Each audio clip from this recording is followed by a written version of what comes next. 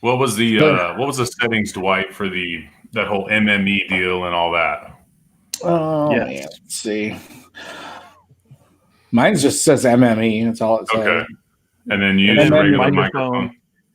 Yeah, and then I just go mono. We don't need stereo really. There's just more stuff I gotta sift through. So MME microphone mono. Yeah, that's pretty much it. So microphone array says Realtek. Is that the right one, or what am I doing? Realtek is probably your computer one, so yeah, that would probably work. Or do I want to use the Yeti? I usually have a Yeti. Yeah. Is it hooked up or no? Yeah, it's hooked up. Oh, okay. Yeah, then switch to Yeti. Yeah, it's hooked up. Okay. Yeah, you should be able to. I'm not seeing it on there. I'll figure it out here. You sound great. I wouldn't even worry about it if you don't. Okay, I also have that microphone plugged in. So I think it was called Widget B. Is that what it was? Do you remember? Yeah. Something funky. I sent him the goofiest looking mic. It works, but it's works. Looking. Well, I got pink headphones on, so we're gonna just make all this work. Kicking the Hello Kitty. I'm actually gonna do a test run here. Check. Testing.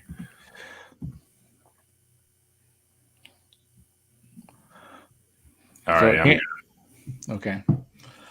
All right. You got Audacity ready, Pete? Yeah, I'm just trying to figure out how I can have my Yeti hooked up instead of the normal just laptop one here. Yeah, if your Yeti is hooked up, you might just have to close it and redo it. I don't know how to. If it doesn't show up on that screen, I don't know how to make it show up. Honestly. Okay. Yeah. So have you officially been promoted, Matt, or is it? Yeah, man. Yeah, no, it's official. As of January 1st, so they're backdating the whole partnership deal, but I'm blowing my mind, to be honest. Yeah, you move quick, man. It's nice, man. It seems like they just promoted you, then they just promoted you to partner. Like, dang, they're on top of them. Nuts. I think when I come in like a cannonball, dude, it's hard to stop the waves after that. Right. Yeah, we'll see what happens. We'll just go with it. Okay. All right. What we'll do is I'll say 1, 2, 3, record, and then then we just all hit record. If there's a delay or anything, I can deal with it. I can shift. I can stutter. I can move things around. It's pretty cool. It's nice because at some point there'll be some sort of distraction. I have a rabbit on my right, a bird up here on my shoulder, like freaking zoo in our damn house. So my wife will come home here in about 40 minutes too. So I always have background noise of some sort. So dare we say Devy Doolittle or what? It's about what it's like, I swear. 3 dogs, 3 cats. Yeah. Freaking nuts, man. All right, ready? 1, 2, 3, record. Check. What are we doing? Good. All right, we're live. And when you guys look at your Matt in particular, what your wavelengths, do they fill up the whole entire thing? Like, are they really strong or? Let me look and just double check. No, they're minimal. Okay. All right, because I can do that too. I adjust that because like your wavelengths would fill like the entire like square. Like I would often have to bump you down to Ray and I, and then Ray would often have to bring him up a little bit. So yeah, it was always kind of a little bit of tinkering here and there, and if something happened or whatever, but it always sounded really clean, and I always like the way it sounds when it has 3 tracks. It just allows me to be real precise with it. So. And I'm kind of weird about the ums and the ahs. And, if we have to search a statistic or something, we just do it, and I can just filter it out. It's no big deal. So good stuff. All right. One more drink and we'll get going. Pete, I love the positivity and the Bible stuff, man. I love it. Oh, thanks. It's kind of nice. Just different, kind of refreshing.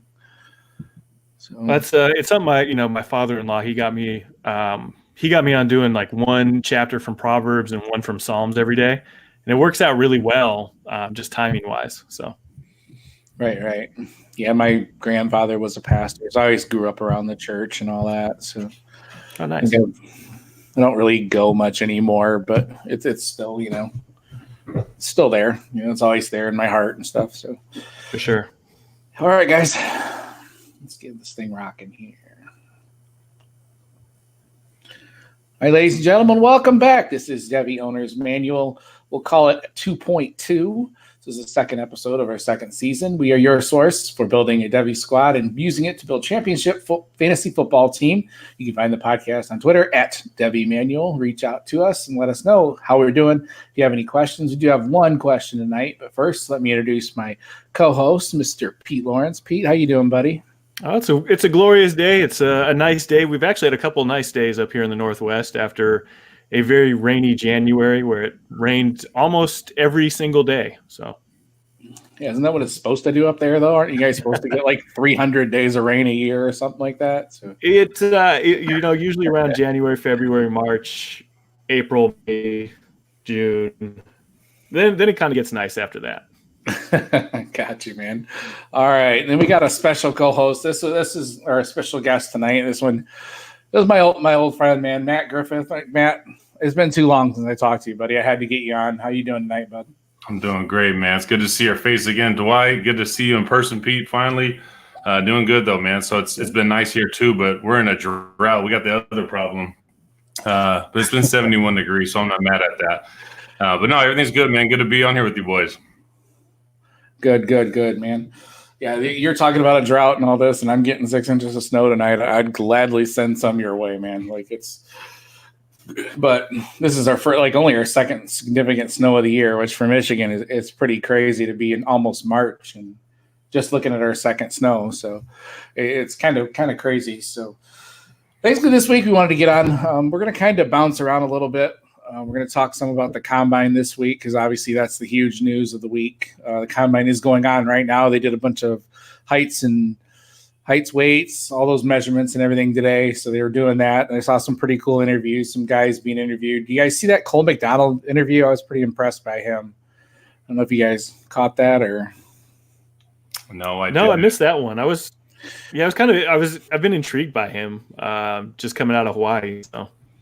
Right, yeah, he's obviously that system they run down there is kind of crazy, but he's got a good head on his shoulder and it's a pretty interesting prospect. And then Burrow pretty much came out today and said, "Hey, I will play for the Bengals." So that made me a little bit happy. So because it's been taunting me for the last couple weeks, what are they going to do? Is he going to drop the bomb on us? So I don't know. So it's been a crazy ride, and I'm ready to get through this combine and then get to the draft. So. All right. First up, I want to ask you guys, who do you guys think has the most to gain this week in Indy? As far as the quarterbacks, Pete, you got anybody in mind that you think has a lot to gain this week? For me, it's going to be hearing about.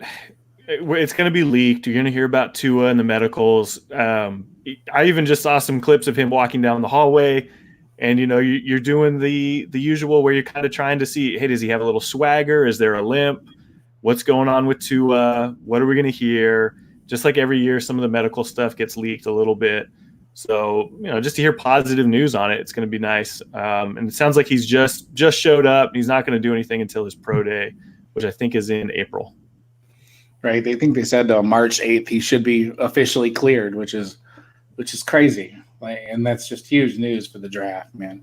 So, Matt, is there anybody you think has a lot to gain this week as far as quarterbacks? Yeah, I think everybody's got a lot to gain outside of Burrow, to be honest. Jordan Love really has a platform now to be on a national stage. Jacob Eason can really put himself out there. He's got a lot of good, strong measurables that he will be able to showcase. All the way down to Anthony Gordon, even, up there in your neck of the woods. All these guys, somebody can really kind of boost their stock. Jalen Hurts, I think they all really need this.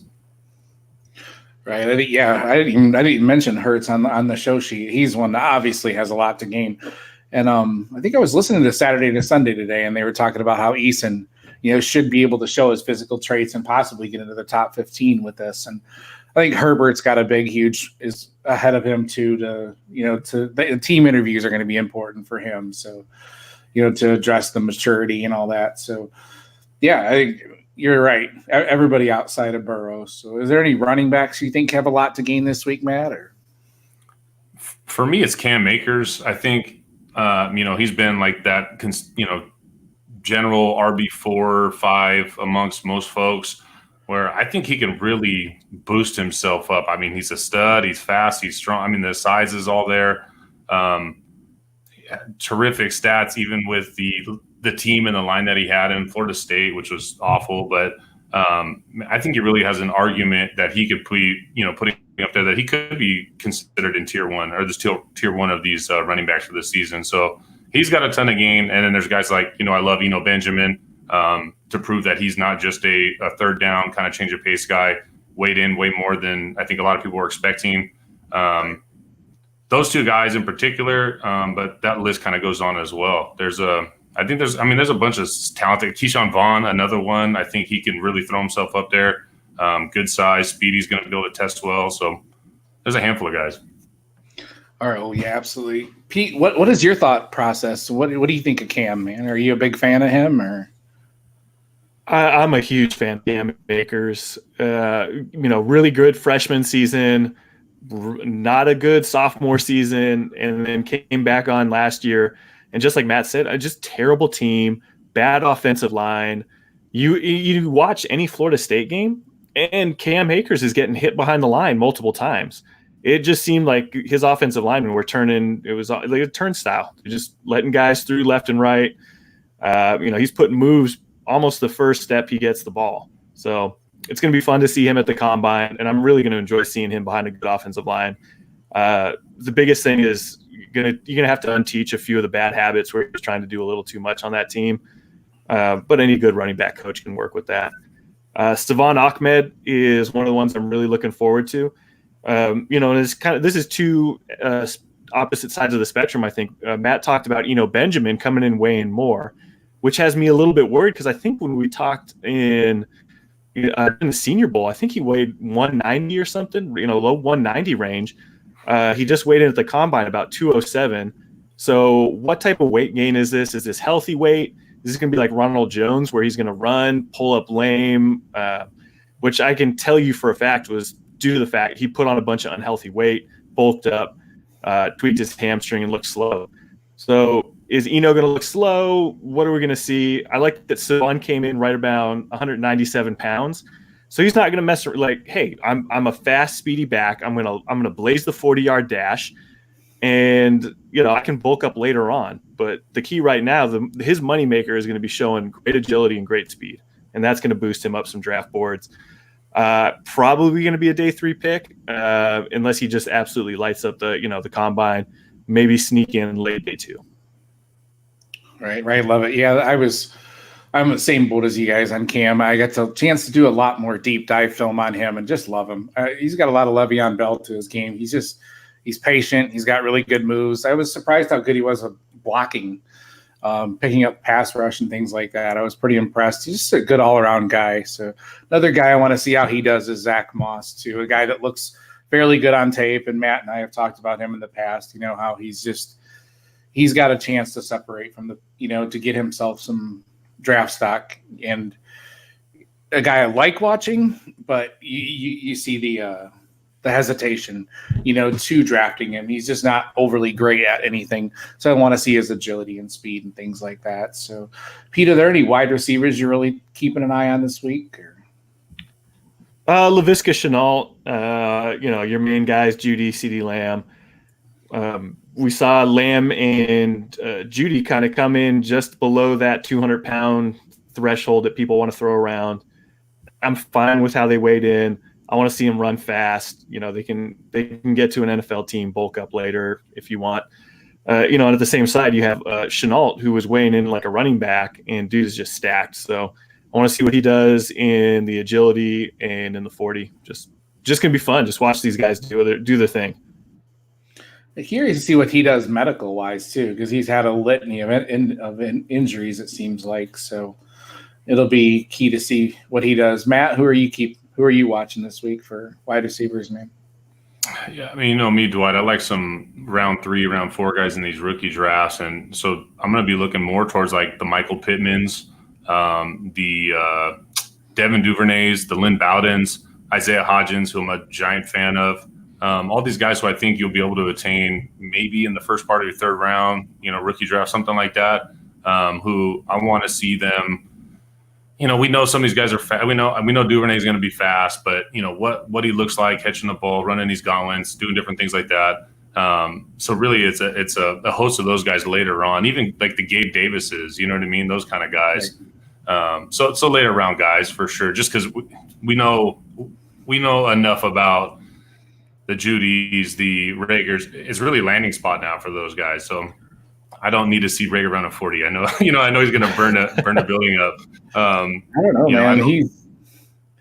man. Watching him run that 40, he measured in at 5'10", 210 pounds, 206 pounds. That's if he runs that 4.3 that they're talking. That's at that size and what he can do.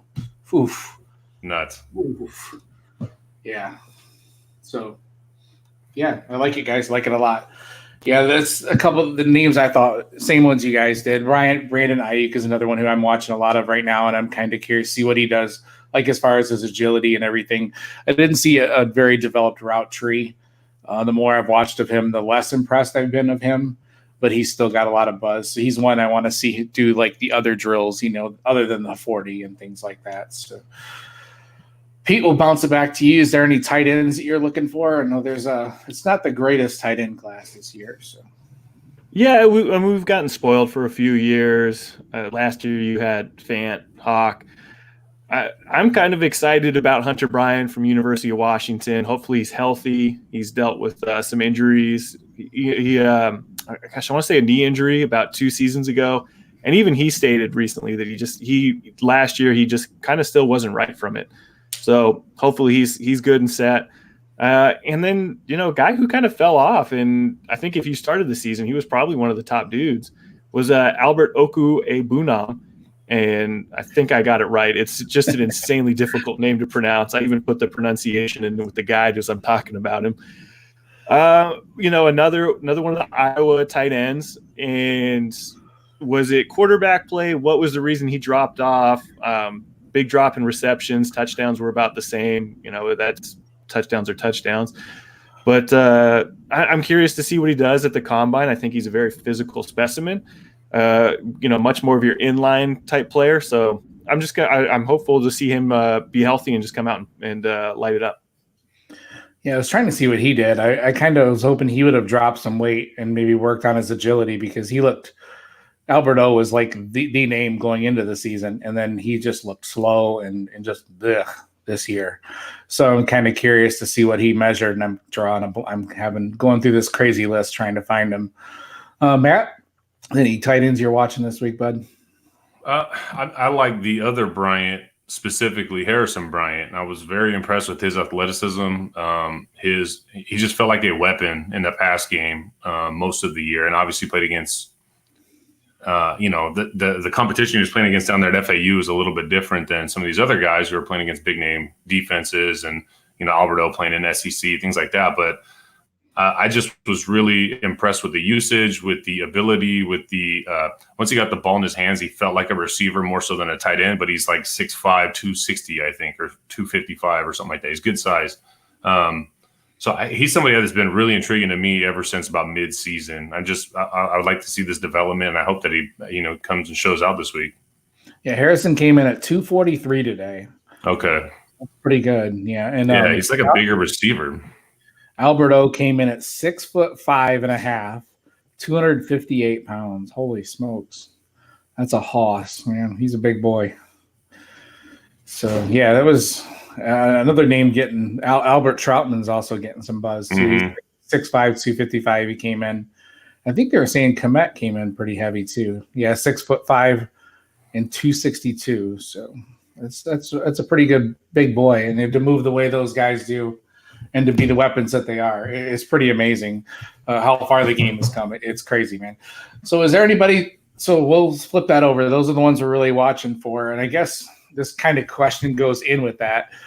I'm just going to go ahead and tee this up for you guys. Two guys that I really liked a lot that I think lost a lot this week now are Brian Edwards and Tyler Johnson. What do you think this does to their draft stock? I mean, I know an injury is an injury, but Matt, what do you think this does for? Well, I'll let you take Brian Edwards, man. Where do you have him, and what do you think this does to him? You know, I've been weird on Brian Edwards. I loved him last season or last off season. He was a buy for me.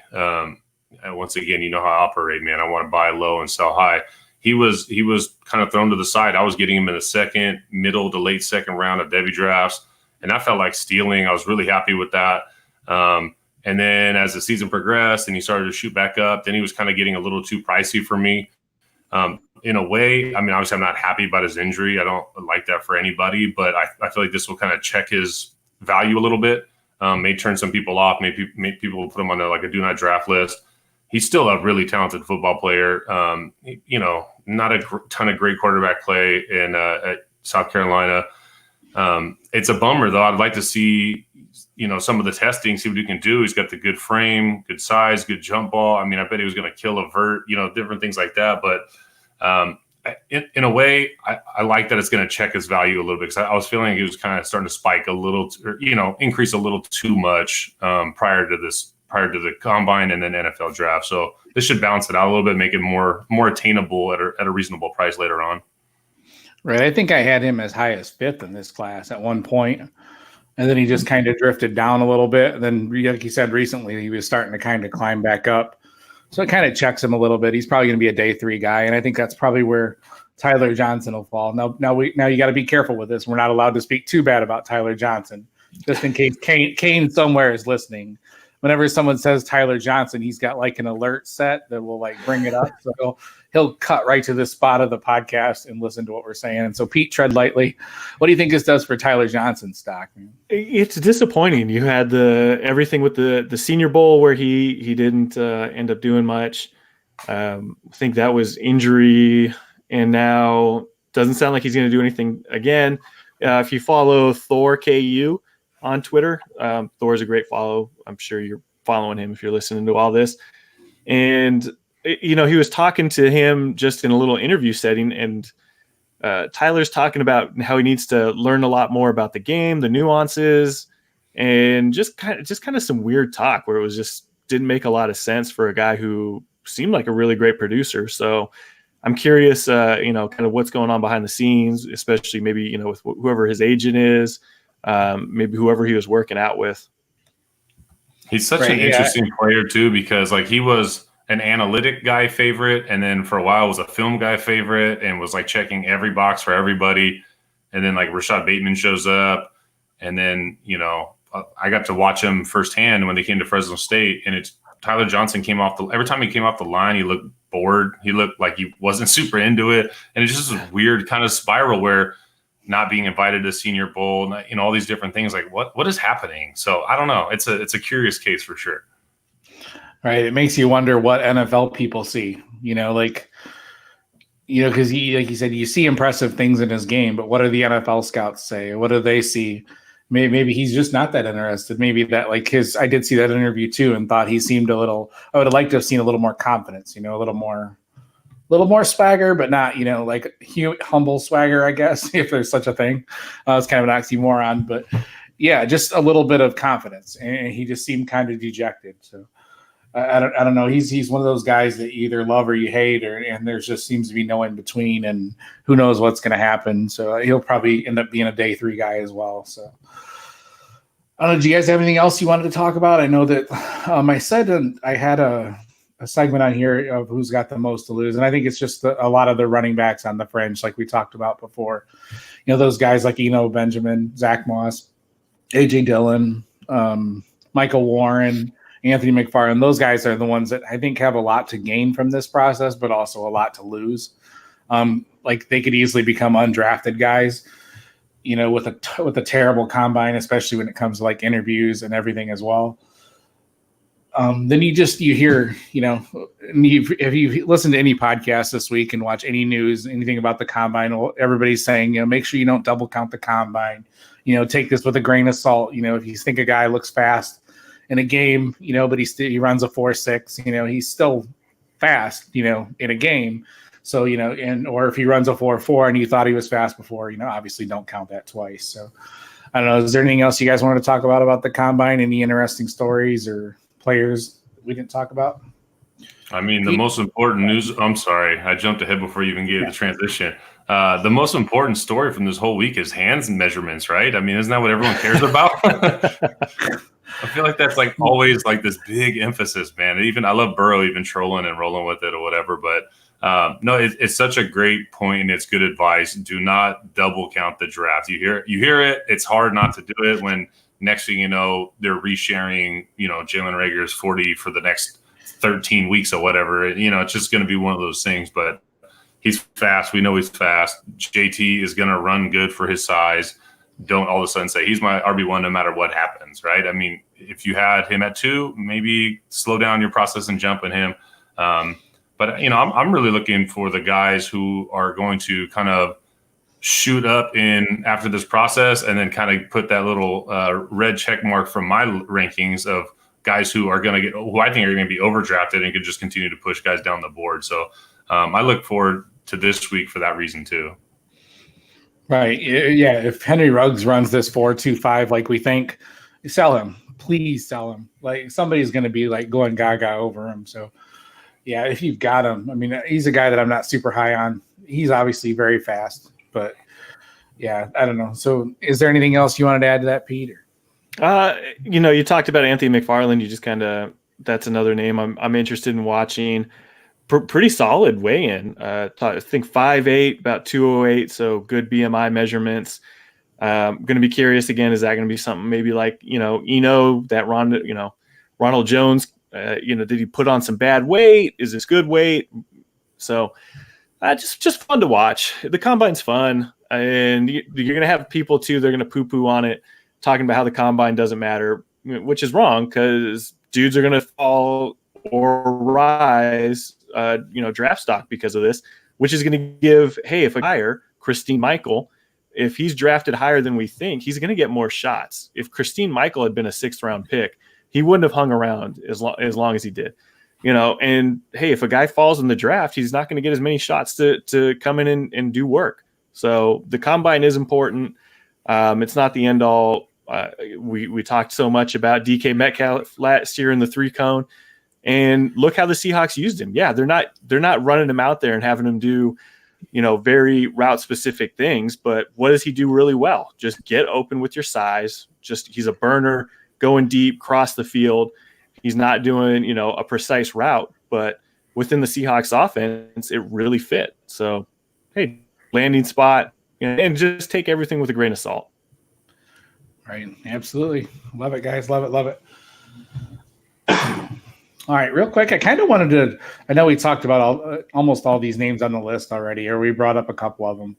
But these 2 classes of wide receivers are like, I think, particularly elite. And I absolutely am just – like, the more I watch film of all 6 of these guys, I think all 6 of these guys could be, like, legitimate wide receiver ones for, like, the next 10 years, which is impressive to come up with this many in this class. And that's not counting the outliers that will probably still make it.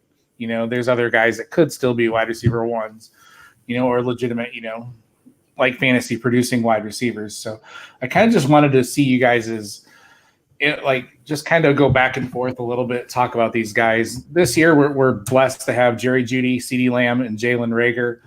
Next year, we get Jamar Chase, Rondale Moore, and Rashad Bateman. I mean, that's just crazy. I think I was listening to, I believe, Stick to Football, and he said that he would take Jamar Chase and Rondale Moore over Jeudy, Lamb, or Reagor, which I thought was insane. That shows how good next year could be. I was kind of curious what you guys thought. Like, where would you guys rank if you could take these 6 guys and put them in one group in one draft? Like, how would you guys put them? Matt, you're the guest. I'll let you take the first shot at this sucker. Man, so the hard part is the availability, right? I mean, it's hard to not think of that. So when I think of that, I generally want guys available now.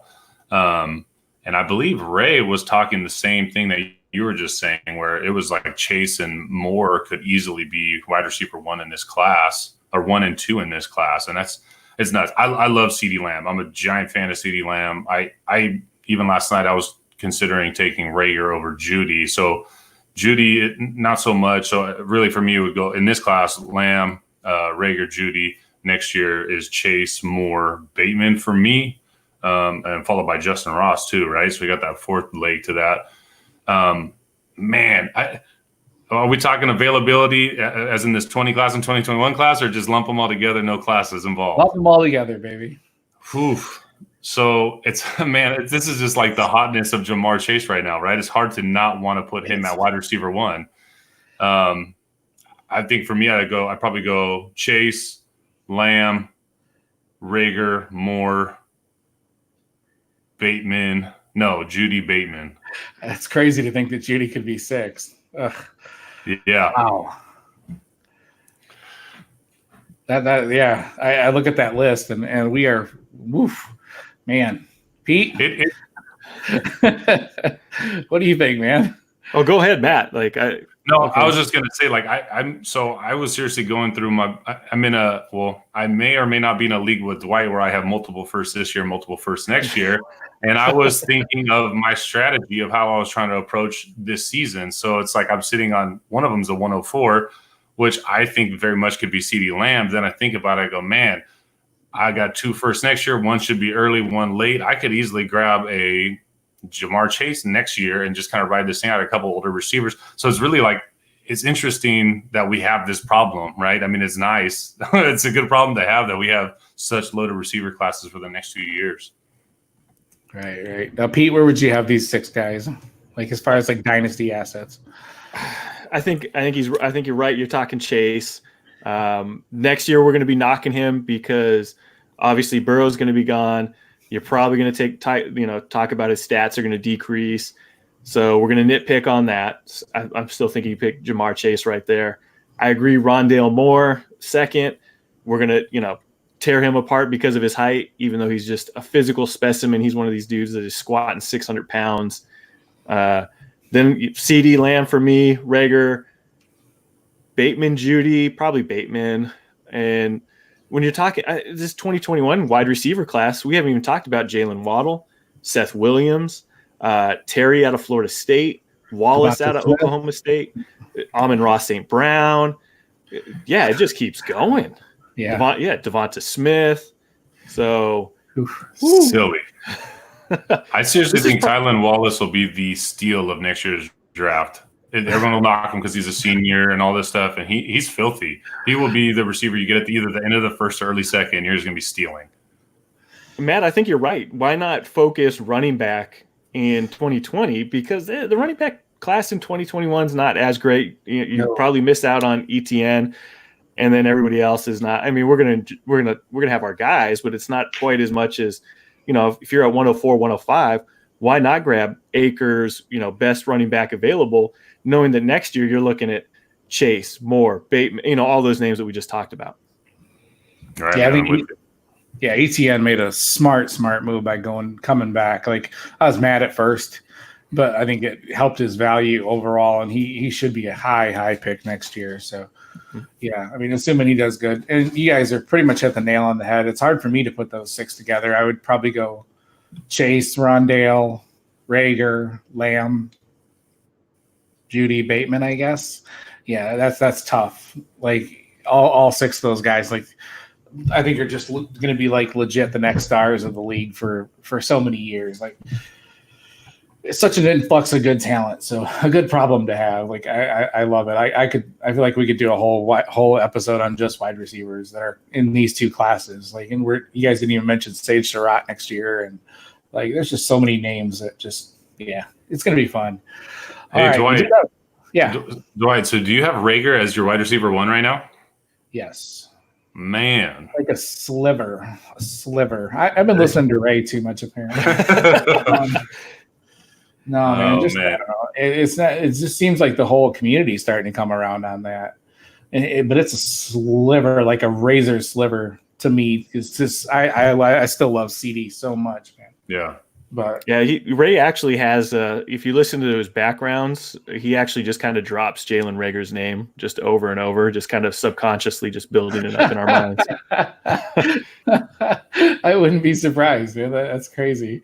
So yeah, and I think there's a couple other guys, a couple other big analysts that are right on board with that too. Who was I thinking? Curtis Patrick, I think, has him as their wide receiver 1-2, I believe. So yeah, the more guys that I think are smarter than me are saying this, and I'll take their word for it. I wish we would have seen more from Rager this year. Yeah. But yeah, it's just one of those things. Sometimes you just can't. You got to do with what you got. So we did have one really interesting user question. Good Lord, working that stupid IT background. One, at least I didn't call him a loser this time. I did that. I did that so many times, Pete. I would be like, yeah, one loser question, because I try to say listener/user. So, anyways, all right. Did have one listener question from Ross Seguin at Siki Boar. This is an amazing question, I thought, because this could put a pretty good conversation. He's a startup Devy league. He owns the 1-1, 1-8, 2-7, and 2-12 with Superflex tight end premium.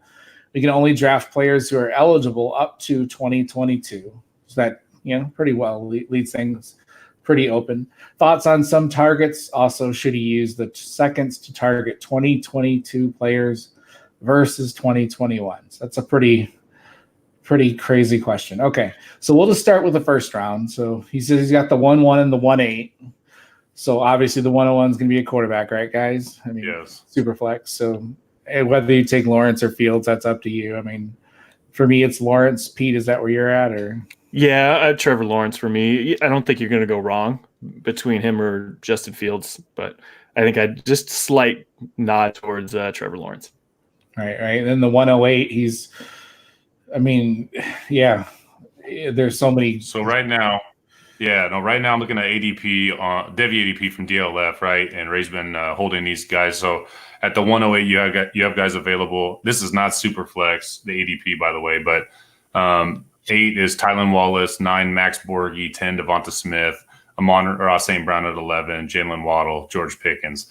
There's a bunch of receivers available at the 8 spot. You might even get a Najee push down in a super flex format. You got choices, man. So, I mean, Chuba, I doubt falls to 8. But with the super flex, you got to think Lawrence and Fields go 1 and 2 or somewhere in the top 3, right? So you're going to have some really good receiver talent pushed down to that 8 spot. I wouldn't be mad at any one of those guys. You could get Justin Ross even, at that point.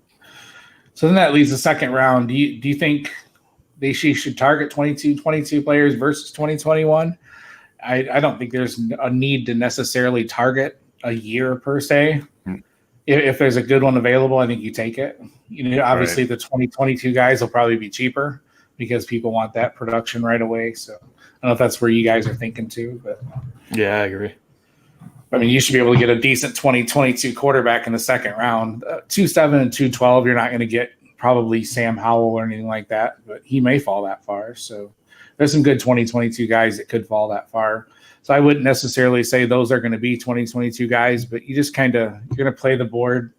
Devy is crazy. Like we have Devy ADP for a reason, but Devy drafts, I feel like almost the rules go out the window. Like you tend to take, because there's so much more risk and it's more of preference, I think is what I'm trying to say, that you will see guys take 15, 20 picks before ADP just because they want them. Like they're very, very unpredictable, I think. But I mean, you got your first tier, your guys that are like can't miss guys, like the guys we just talked about. After that, I think it all goes out the window. I mean, because you never know what everybody's going to do. And some guys will just take the guys from the SEC because it's the only guys they hear, So, yeah, I mean, you got to be very, very fluid in Devy drafts. So, like even more than normal drafts, I think. But I will say too, like he was asking about 2022 players versus 21. If there's multiple guys in the same tier for me, I'm leaning the 2021 guy. I want guys who are going to be on my roster contributing to my team faster, or be trade bait faster, or be more valuable somehow, some way to my team and points scored for my team. So I wouldn't be targeting 2022 guys specifically. If there's a 2022 guy that's a tier above a 2021 guy, I'm not reaching on the 21 guy just because I want him sooner. But if it's close and I'm ranking them closely, I will give the nod to the 21 guy just for what that's worth. Right. Most of them we've seen them too. 2022 guys we really haven't seen a whole lot of yet. So, yeah, you're right. We've seen them. I think we can kind of guess a little better, what they're going to do. So, yeah, I like it. You guys got anything else to add? Anything else you want to talk about? Any trades going on in your Devy leagues? Pete, you said you're kind of quiet right now, right? Yeah, it's been kind of quiet on most of my leagues. You got the couple home leagues where people are always griping and complaining about action going on. Then you send out trade offers, and you never hear anything back. And it is what it is. I don't know any league that does that. Hey, and I'm not picky, but when people are complaining about things, and so you're like, yeah, I'll bounce you a trade offer, man, and then you never even hear word back. And all right, dude, whatever. Yeah, I got a question for Pete. Yeah, I got a question for Pete. Would you rather have Calvin Ridley and Raheem Mostert or Julio Jones right now? That is an interesting question. I'm going to go with Julio, and that's just because I don't believe in Mostert. And I think Calvin Ridley is going to be a stud especially if Hooper leaves. You saw how much his production really jumped after the Hooper injury with that offense. And I think the San Francisco running backfield is it's more of a best ball kind of thing where I don't want to have to try and decide who's going to be utilized. So what you're saying is I have to add to my offer back to Dwight. I think you got to chip up a little bit. Now's the time to sell Julio, though. Yeah. Yeah, my team's probably not gonna win now, but it's kind of one of those teams that's floundering in the middle. Like it's good enough to win 7 games, but not good enough to win a playoff game type of team. So it's kind of an annoying team, but. What are you talking about with Julio? You're if say like you said, you're maybe a 7-8 kind of win team. You're not going to win a playoff game likely. Give me Ridley, and then hey man, throw me a draft pick. Julio Jones is probably just going to help you get to that 8 win spot, but he ain't going to get you that playoff win. Hey, ship me a 2021, and with the 2020 pick. And yeah, I think you got a deal right there, right? Making me overpay now. Yeah, it's tough because I actually do believe in Mostert, but I understand what you mean, though. It's one of those things I hope he establishes himself as second behind Tevin next year. But Jared McKinnon, dude. And I still he gone. He gone. Who? Overpaid CJ Procise. Exactly. Man, that's a good call. All right, Matt. Tell everybody where they can find you on Twitter. Tell us what you're working on right now, bud. Yeah, man. So at Commish McGriff on Twitter, things starting to get hot again on there. I've had a little bit of a break, just a lot of work stuff going on for the better, but trying to get back into the swing of things. I'm writing for DLF these days. Have a couple 2020 articles out on Donovan Peoples-Jones and Eno Benjamin. And then I did a values 2020 class values article about a month ago or so ago. Just guys who I think similar skill set, similar tier that you can get later on in drafts versus having to pay up for bigger name prospects. So check those out on DLF. That's where I'm at these days, and I'm really appreciative of you guys bringing me on and letting me come hang out with you guys for the evening. Yeah, you mentioned Donovan Peoples-Jones. That is a name to watch at the combine as well.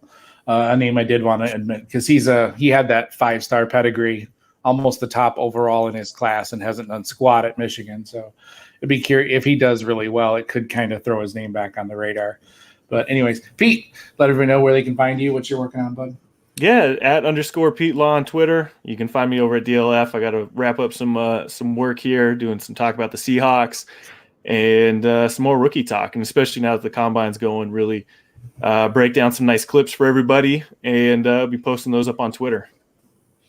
All right, sweet. You can find me on the Twitter sphere at FFPeoplesChamp, and also working at DLF. Working on the article about the 2022 class and just cutting up some videos and stuff. Just kind of, it is a little quieter for me as well. but looking forward to digesting, all the combine information. And everybody, please check out DLF. We just added a combine comparison tool where you can look at past combines and just more and more stuff that the analytic guys are bringing to DLF. So that's our little shameless plug for DLF. And you can find this podcast at Devy Manual on Twitter, and we will talk to you guys again very soon. Peace. So just hit stop, Pete, and then you could hit file export. Export as MP3. Stop, file export. Export as MP3. Yeah. Yes, sir. Cool. And then, like you said, you could just put it right to your desktop or whatever. Yeah. Heavy owners.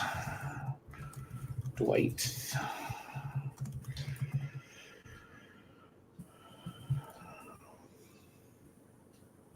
It was a nice tight episode. We covered a lot of ground in a little over half hour. That was good.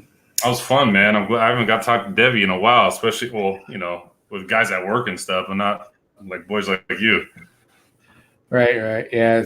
Yeah, I don't get to either, hardly ever.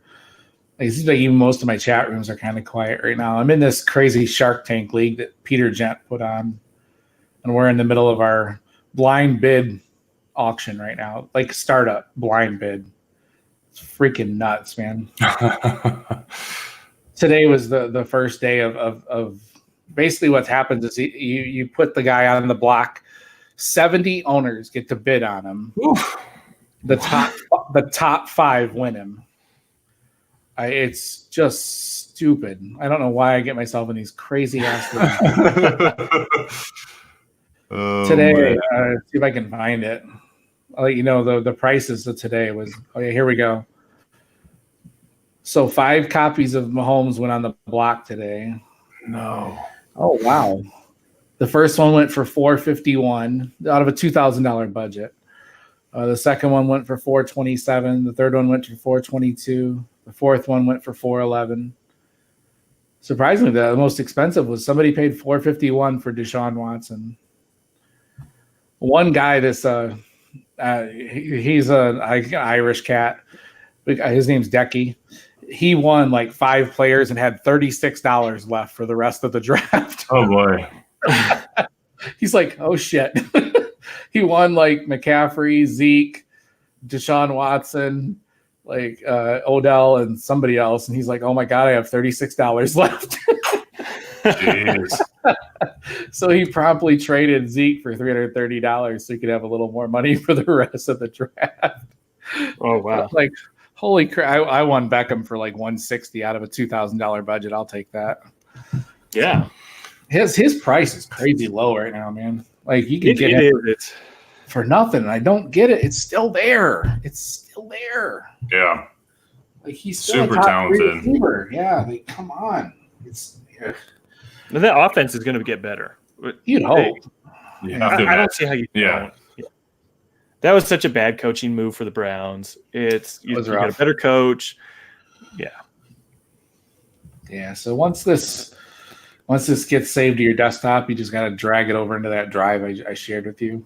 Sweet. I had to download some lame. Oh MP3 yeah, what a something. stupid name for an extension. Yeah, I was like, this is definitely a virus. Yeah. So yeah. Cool. All right, that should work. Yeah, once that's an MP3 saved, you can just drag it over into the file, and then I can do my voodoo tomorrow, whatever. Where'd mine go? Shit, where'd mine go? Oh, here it is. You got any hunting trips coming up, Matt? Or Yes, sir. Doing a pig hunt at the end of May down at the world famous Tejon Ranch. well, down in Texas? No, it's in California. It's where Joe Rogan does all his elk hunts and pig hunts down here. It's the biggest private ranch in the state of California. Yeah, it's cool. Gotcha. Nice. Yeah, I'm not far my from. My buddy's a member. I'm not far from what's his name? I'm not far from Ted Nugent's ranch that here. Yeah. Nice. Yeah, he's yeah. crazy ass dude, but yeah. Oh yeah, He's got a- yeah, whatever. He's got a huge Smart rant. though, man. He's just a wild. Yeah. Yeah, just nuts. A little bit nuts. My dad's a huge my dad's a gunsmith, and his like I've grown up around Nice. guns and all that stuff. So Oh, cool. and he just absolutely hates Ted Nugent. He's like, I don't know how anybody can import animals to kill. I just don't like it. It's stupid. And like, he just hates Ted Nugent. Like he'll just go off for like 20 minutes on him. I'm like, geez. And my dad's like the least political, whatever. He doesn't give a shit about anything like that, but he just doesn't like Ted Nugent. So. All right, I see yours, Pete. Yeah, dropped it in. Yeah. Okay. I Yours think. going okay, Mine Matt? says less than a minute left. Yeah, it's taking a minute, but that's all good. All right. What you Right got on. in the gym today, Matt? Today was back